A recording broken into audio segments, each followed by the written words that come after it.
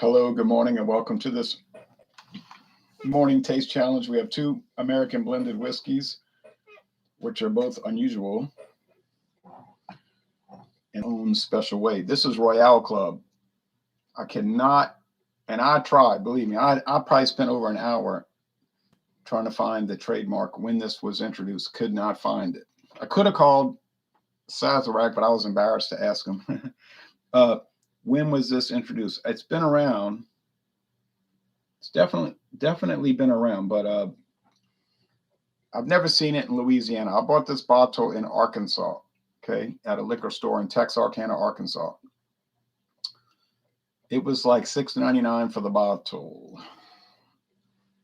You can get it cheaper per ounce if you buy the handle, but I didn't want that much of it. But it's blended whiskey. It's 80% grain neutral spirits, meaning it's 20% straight whiskey, almost assuredly bourbon. It looks old. My friend David wanted to try it. He liked it, actually. He said it's actually pretty good. Not anything great, but he gave it a B. So he said I could see somebody buying this, especially if they were like pressed for money or whatever. All right. Blended and bottled by County Line Distillers, Kentucky and California. So we're probably getting the Kentucky bottling. I mean them, Arkansas. I've never seen it in Louisiana. All right. You say, well, who in the world is County Line Distillers? If you look at the top of the bottle right here, the very top of the neck, and almost it is micro compressed print. You need a magnifying glass, which I have somewhere in here. It says Sazerac.com. They are obviously trying to obscure the fact that they make it. They're saying County Line Distillers. But I mean, it does say we love to hear from our customers. I was tempted to call them, and I don't care when it came out, but I was tempted to call them and say, when did this hit the market? I'm thinking like around 1954. Here's the competitor. Another product where I cannot find when it was introduced. It says Four Queens 101 whiskey, a blend. The straight whiskeys in this product are 3 years or more old. Oh, it does have an age statement. Okay, I got to update my notes. 20% straight, 80% grain spirits, neutral. 101 proof. Now, that's the unusual thing about this. It's 101 proof. Do you ever see blended whiskey at 101? No, you don't. But you do now because you're looking at it. I bought this at Martin Wine and Spirits. Martin Fine Wine and Spirits in Metairie, Louisiana. I have never seen it anywhere else in my life. But apparently it's quite common in Pennsylvania, where it originated in Philadelphia with Kasser Distilling. But Kasser was bought by Laird, and now it's called Kasser-Laird. Hold on.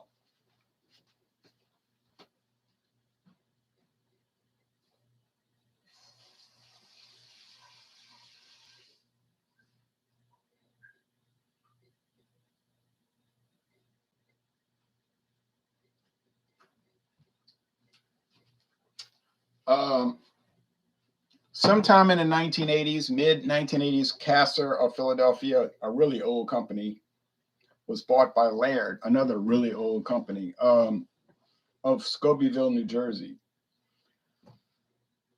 And they got all their brand right, the rights to all their recipes and trademarks and everything. So this was a famous one, Four Queens. Now I can go to Bourbon Street, New Orleans, and I could see probably 10 queens, but this is Four Queens. Diamonds, spades, clubs, and hearts. All right. So you got a winner on your hands, I guess. Price. Okay, $6.99 for the Royale Club, $11.99 for the Four Queens. Well, that kind of makes sense. It's 101 proof. It's kind of famous in a cultural, regional sense. Eastern Pennsylvania, they make Boilo with it every Christmas season. Boilo. It's a fruit spice concoction cocktail. And there was a CBS News morning news report about it. And if you look on the Laird's website, there's a big splash. Look at us. We were on the news, Or M Guns. Oh yeah.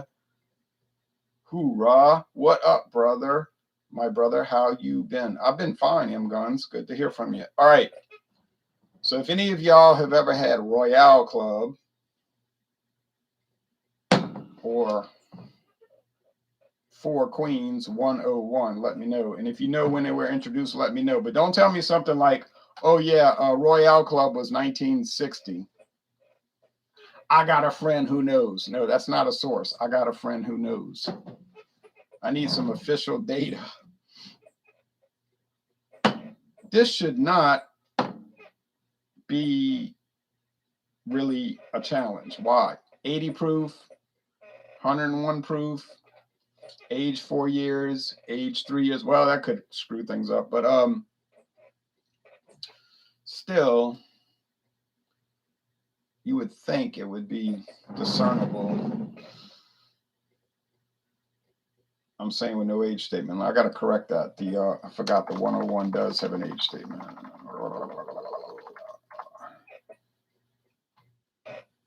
Four Queens 101 proof, age 3 years. Age 3 years. Now, I don't want you to get the wrong impression. With these American, not Irish, not Canadian, not Scotch. With these American blended whiskeys, when they say age 3 years, age 4 years, what they mean is the straight whiskeys in the blend is aged that long. The grain spirits are typically raw. They could be like distilled that very day. Don't have to be. Could be. No aging. But there is a very important but. If you look at the Tax and Trade Bureau regulations, their handbook of distilled spirits, it says that grain neutral spirits must, not could be, must be by law, must be stored in wooden vessels. Nothing about charred oak, of course, but wooden vessels, meaning like a barrel or a big vat. And you might say, well, wait a minute, if it's being stored in wood, isn't it, in fact, aging? Yes. But we talking about it might only age a week, so it's practically either brand new, freshly distilled, or it was just distilled in the last week or so. I'm assuming that. Do I know that? I do not know that. However, if it ages,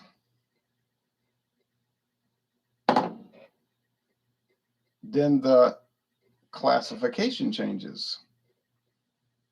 Now, if it's in a vat, I don't know about the vat. Okay, that's open air, so that's, you might know more and you can give me some certified information. But if it's a barrel, you got to watch out, because now it's no longer grain neutral spirits. After a certain aging, which could be a very minimal amount of time, then it's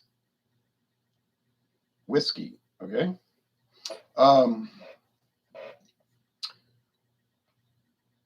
And obviously, if it's charred oak, never before used charred oak, then it's bourbon. That's the rule.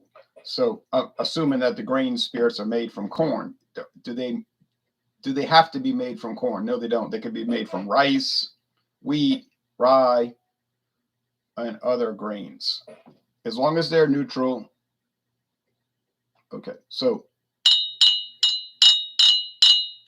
meaning odorless, colorless, flavorless, by design, not by accident.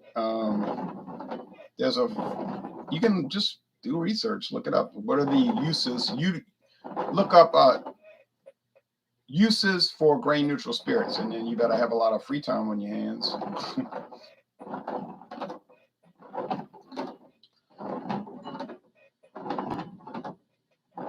Now, in Canada, Ireland, and Scotland, it's different. They use grain spirits. Look at Black Velvet's website. Black Velvet Canadian Blended Whiskey, been on the market since 1951.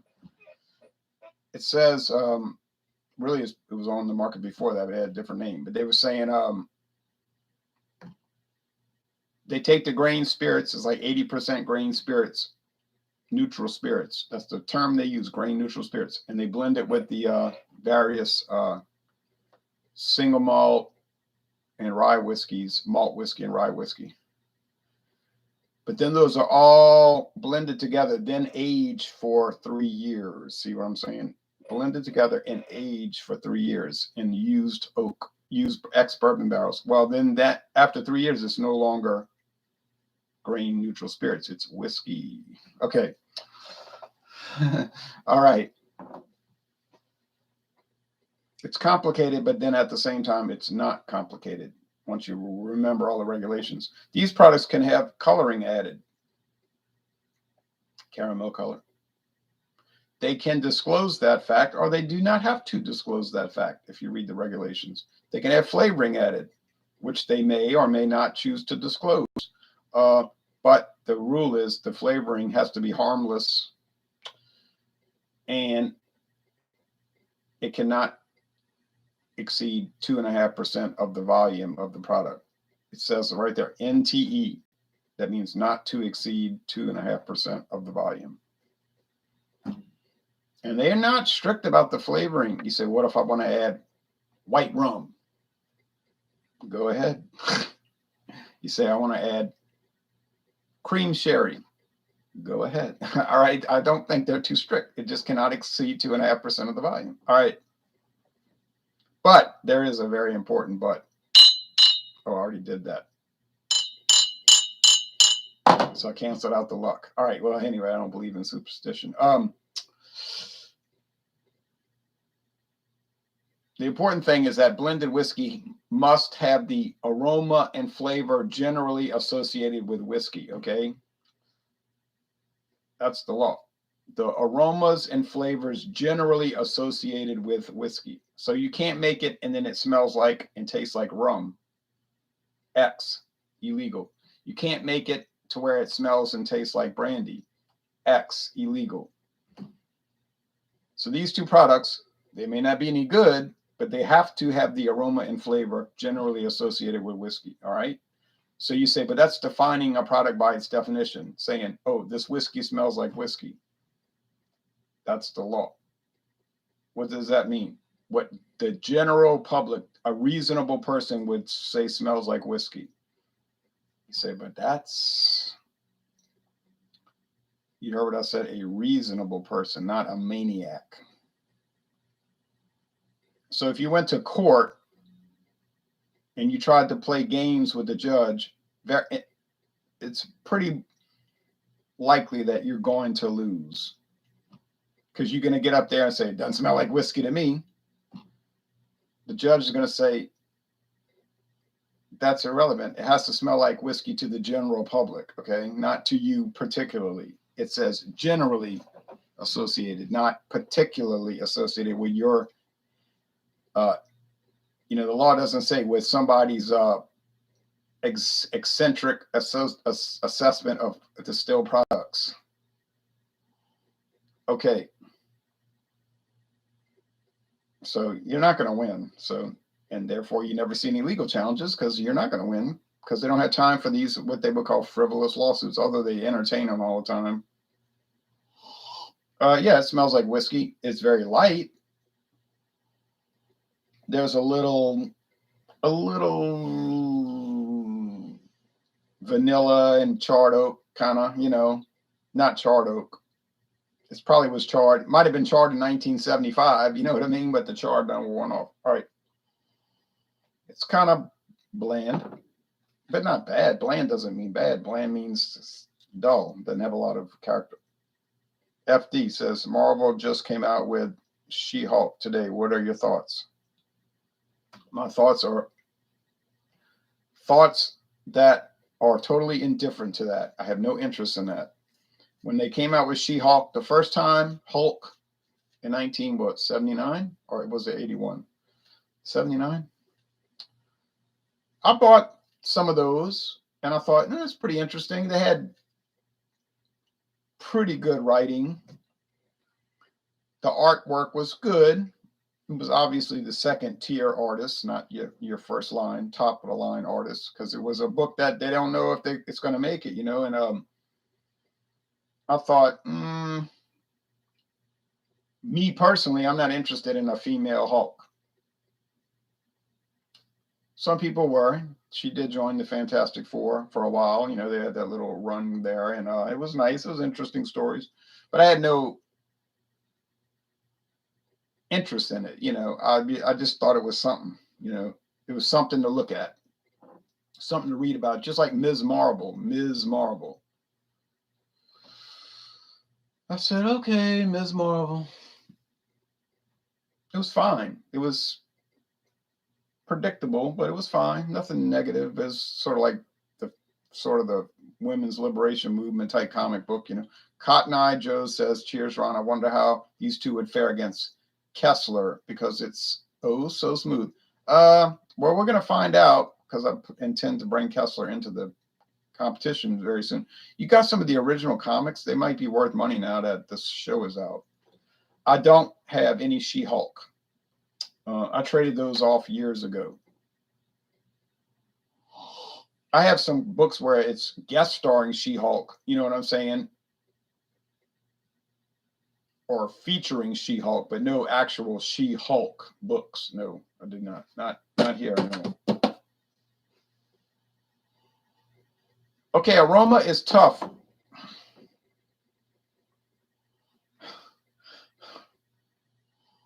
But not impossible, and I'm gonna tell you why. This one smells strong, like whoa, watch it. This one smells like nuts. Meaning, I said this so many times, walnut oil or pecan oil. Do I think they're adding walnut oil and pecan oil to this whiskey? No, I don't think they are. It's plausible. It could be the case. But why is Sazerac going to pay that kind of money for actual walnut oil or pecan oil and put it in a blended whiskey that they're going to sell for $6.99? And that's retail. That's not wholesale. You know they're not going to do that. It's just probably something that is reminiscent of those things. You say, well, what if it's some kind of extract that they bought on the supply market? Walnut oil flavoring. Oh, well, no, that's different. And if they got it cheap, that's okay. Now maybe we're on the right track there. Let's go with the taste. Cheers.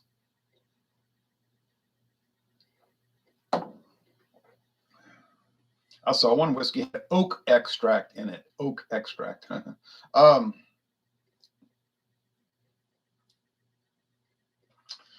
I mean, I'm telling you right now, if you gave this to somebody cold, I don't mean like you built up to it or you like laid down some little hints or you're trying to be smarmy or like flip with it. You know what I mean? Like you just did it cold. Like the person didn't know there was any lead up to it. And you said, hey, you want to try this? And they said, okay. And you put some ice, you know, just do it like a normal person would. Put 2 ice cubes, pour it in a rocks glass, just totally nonchalant about it. The person might say, oh, what? They might say, this is nutty tasting. You know, what bourbon is this? I think that's the first thing they would say. What is this bourbon? They would never say, what is this Scotch? Or what is this Irish whiskey? Or what is this Canadian whiskey? They're not going to say that, okay? You know, you're going to put your money on, they're going to say, what bourbon is this? And you could say, oh, it's Royale Club. But it's not bourbon. It's just 20% straight whiskey. Oh, then of course they probably wouldn't care anyway, but because most people are not doing videos all day and saying, oh, well, I read the regulations. You say, you mean they're normal, right? Yeah, but I mean there's a difference, obviously, and even casual people know there's a difference. They may not know the technical reasons for it, but they know there's a difference. All right.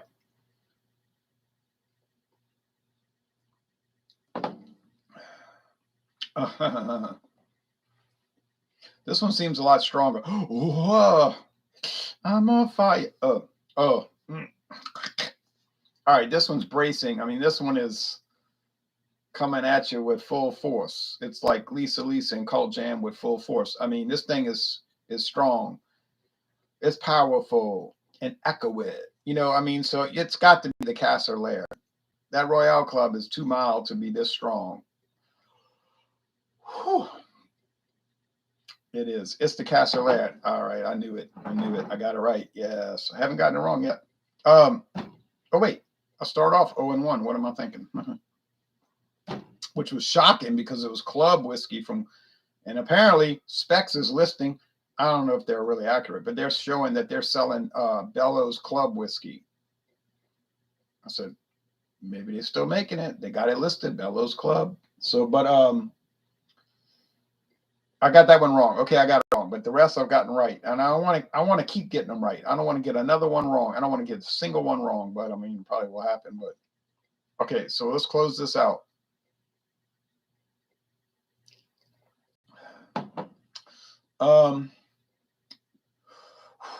Is Royale Club worth buying? It's worth buying if you like the flavor of nuts. Specifically, I'm saying pecan oil and walnuts, or walnuts. Well, and a little wood and all. Now, the Four Queens 101. Would I recommend that? Or this, since it's next to me. I don't know, man. It's 101 proof. It's no joke. I mean, if you start getting ignorant with this, it's gonna be bad. You can't.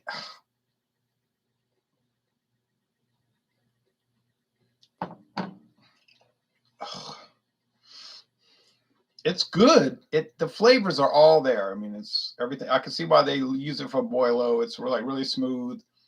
There's no off flavors, no off aromas. It's gentle. It's just like, say, grain, like generalized grain, and it's 101 proof. There's a little wood. There's a little wood. All right, so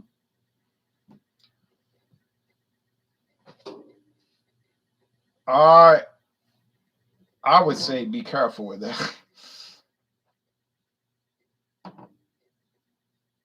In the case of this product, less is definitely more. So it's definitely a stay-at-home product, not a let me drink before I hit the road product. No. So okay, now is it worth $5 more per bottle?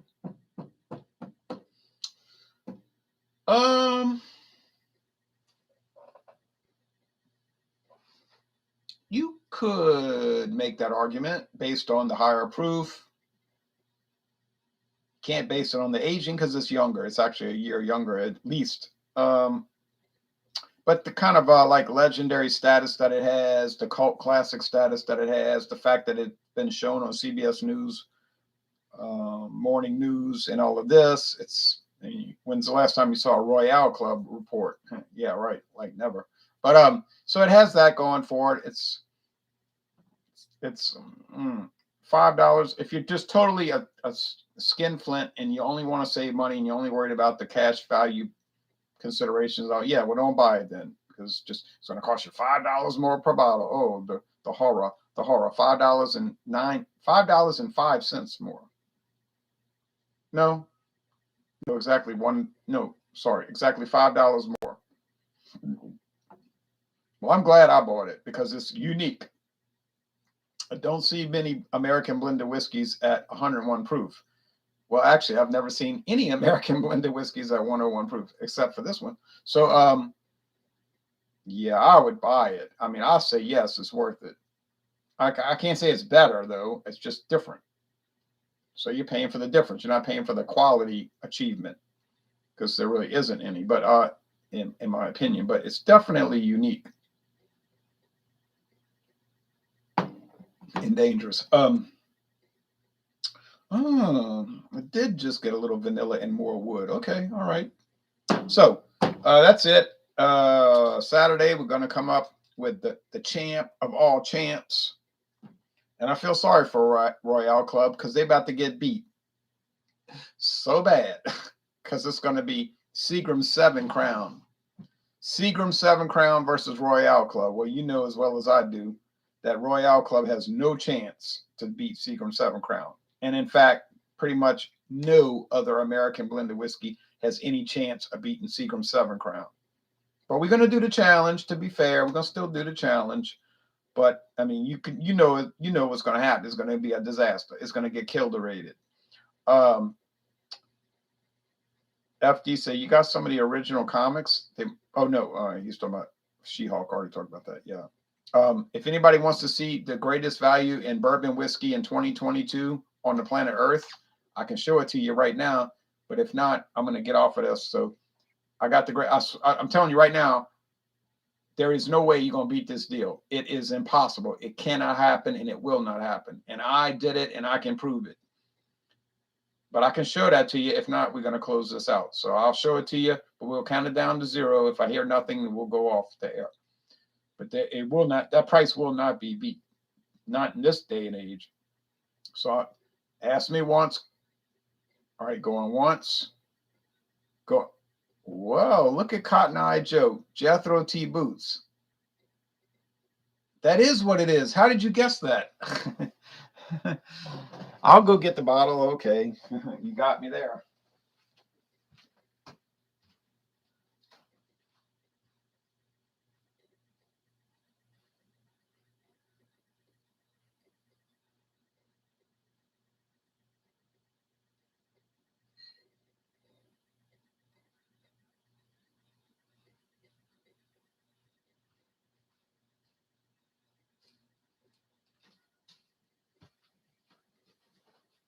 How did you guess that? Because it's not like you walking down the street every day and people walk up to you and say, Jethro T. Boots, what do you think about it?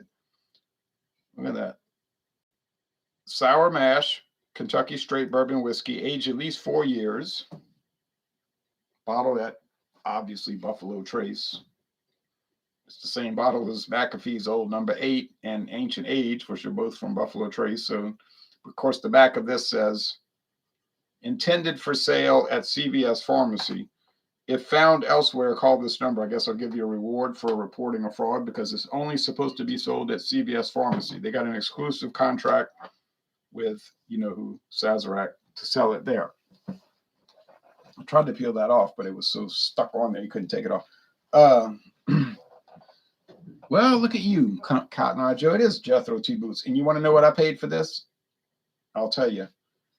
$9.86 after tax. Let me repeat that. I bought this today. $9.86 after sales tax is added. Now, yeah, you beat that price. Let's see anybody beat that price. I don't know how they're making money on it. I don't know if they just got a bunch of backstock of it and they're trying to get rid of it. I don't know the answer, but I know the question. And the question is, well, I do know the answer.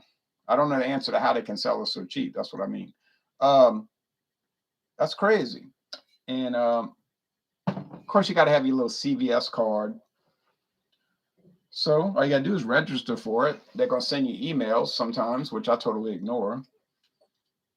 And you got your deal. You got your deal. And I got deals on rum, clear and golden, Canadian whiskey, which is like unheard of in 2022, $11.99 after tax. Now you hear what I'm saying? After tax for a handle of gold rum, silver rum, and Canadian blended whiskey. That does not happen, but it happened here. Okay, there's no better deal for a decent bottle of bourbon than Jethro T. Boots. Yeah, and if you read reviews about it, the people are saying that. They're saying, one of the reviews I read a little while ago said, I defy anyone to find me a bottle of straight bourbon that is twice the price that can beat this. In other words, find me one that's $19 that's going to beat it. And they're saying it ain't going to happen. Or $20. It's not going to. Is it better than Buffalo Trace? No. But Buffalo Trace is not better than it. That's my thinking on it. Buffalo Trace, yeah, I can get it for $23.99. Good product. I like it. I would recommend it. I've tried it. But I can buy this for $9.86 after tax.